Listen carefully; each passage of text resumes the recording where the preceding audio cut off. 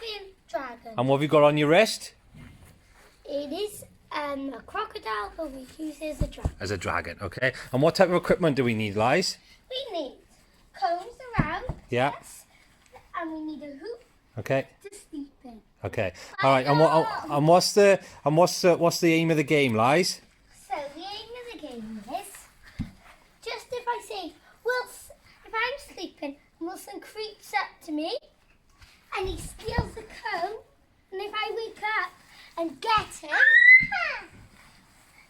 he has to give the comb back. Okay. But our job is to get the cones back to the safety zone. Yeah. Yeah.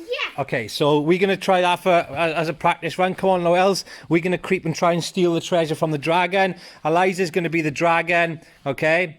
Put that on your wrist then, Liz, quick. Okay, then she's going to fall asleep. Off you go. Okay, and now we're going to go and creep back really quietly, because if we're loud, we'll wake the dragon up. Oh. Get a comb, Wells, get a comb. Ah, quick, run. Oh, and we made it safely back, okay? So that's the game, Sleeping Dragons, okay? What do you say, guys? Bye. Bye, you can say bye, Wells?